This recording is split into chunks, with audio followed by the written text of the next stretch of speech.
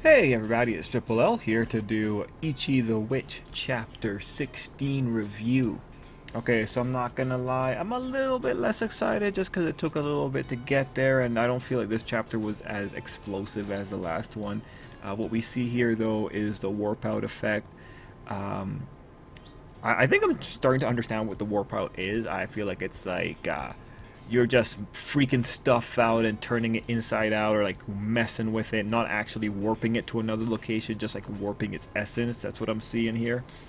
Anyway, yeah, with the chapter, what do we really see? No, not much. Like if I was to show you how I think of like why I think the chapter actually doesn't have that much content, if we were to go like a very quick page by page, right? Like on the first page, there is nothing other than the world hater magic learning that there is a male witch, so he wasn't aware of that. We have the beginning of the warp out effect. We see the summon of that wonderful eldritch creature. I mean, should we do an like a design breakdown? Like, is it worth doing a design breakdown? Because you have this creature here. Let me go here to this page a little bit easier. You have this creature here. Oh, I just noticed it says lanceman. Oh, lanceman. Okay, you have this creature here. They're tied up. They got this thing. They like release warp energy from the bottom. Their wings are covering their eyes. It's interesting. Is there any other big significance in there? It's an eldritch angel, maybe. So those are page 2 and 3. You go into page 4 and 5. All he says is advanced. It's just a show-off page to show off this art here. Page 6, there's nothing happening other than showing off the effect. Page 7, nothing really happening other than showing off the effect and giving exposition. Page 8 is people just being trapped, so that's building up tension. Page 9 is Ichi just equipping his stuff, saying that he's pretty much going to be standing into this. And then when you get to page 10 is where you actually get the significant bit of text where Ichi is saying or reiterating his life philosophy, leading into the whole thing that he wants to go and take him on. He wants to hunt him. And then when you go into page 16 and 17, it's Ichi using his shark to attack the lanceman. And page 18 and 19 is again another page with no text. So that's why it's not really all that exciting. It's because there just isn't that much text happening, and there's nothing really conclusive happening by the end of the chapter. There's nothing really to take here other than the spectacle. And that's not so bad. At the end of the day, that is a really good shot. So ultimately with the chapter, when I'm looking at it, like, there's not much to really analyze. Like, we already understand Ichi's philosophy. The things that he's saying here aren't groundbreaking or new. It's just a reiterating of what he's said before.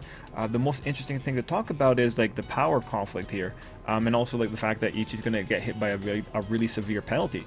The magnification of the shark power, pretty cool. If you were to ask me, like, I'm thinking, well, is there something uniquely special about the lancemen? I don't think so. They're just magical creatures or magical projections that are doing the warp out, but like, does that mean they have high defensive properties? We have the shark about to try and eat the world-hating magic. Is that going to take him out? Probably not. There's nothing that really pops out here as spectacularly great other than just the power conflict. I feel like Ichi actually has a pretty good shot here with the fact that he has many sharks going at it. I feel like that's a lot of minions you could potentially use. Hopefully they do function as minions and not just as special effects. But seeing that the sharks spread out into multiple sharks, I'm hoping for something pretty great here. And again, like, the other thing that we could really look at is like the design of the lancemen. But here right now, I just see Eldritch Abomination. I don't see a significance in having multiple wings covering the eyes other than maybe doing a see no evil. The mouth isn't covered, so there's no speak no evil going on. Maybe they don't have ears, so you could probably say hear no evil. Their hands are chained together to so do no evil, perhaps. But nothing. Yeah, I'm looking at it again. There, like, you see that there's a little bit right here where their ear would be, probably, so maybe they have their ear plugged. You could say that maybe it's speak no evil because the jaws are clenched together, but overall, not really too much here. So if I go into the comments too for like Viz, what we're seeing is more they're wondering about what's going to happen next. This person is asking about cancellation, but like no, the series not canceling. It did really really well. Like it's not. There are more significant weak series to cancel, and not Ichi the Witch. So in terms of what's going to happen next, like we're if we look at the problem and solution situation here, you know, the problem is we gotta stop this guy. We have the stakes being driven up because there's people who can't get away, and that's an advancing line of death. The guy, you could say, clearly doesn't want people to get away given that he trapped them in the first place, or you could say that the landsmen specifically will keep going unless they hit the boundaries of the cage. So the cage could even be a little bit of a mercy from the magic to the world, in that he doesn't want the landsmen going all the way out, right? Like at the end of the day, he does keep it really well contained right within the barrier.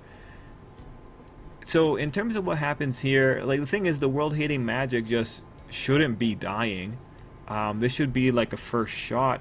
Maybe the world hating magic, I think like the safest thing to do would be to have the world hating magic acknowledge Ichi to a degree. Ichi loses because he really shouldn't be able to take on someone that Uroro is not enjoying. Maybe he is able to get some kind of small victory, and that comes out of his philosophy when it comes to hunting. But yeah, I don't see a clean victory here. We have to see if any of the girls break in to help Ichi, but I'm not seeing a clean victory here. And because Toge Ice is still kind of in the background, we have to kind of move into a situation where she is able to judge Ichi's performance and give him some kind of other victory, because at the end of the day he might have failed with the mushroom, but he has like that extra value of being able to tangle with this guy, something like that. Sorry, I see things in terms of the writing. I just, for here, I guess the most surprising thing here for me would be if Ichi actually gets a clean victory. If he's actually able to beat this thing and send it packing, that would be pretty hilarious. That would be like a very unique solution to the whole problem. Okay, but yeah, that's it. It's a pretty simple chapter. That's why it doesn't really get any more in the reviews. Guys, let me know what you thought down below, and until next time, I hope you have an absolutely great day.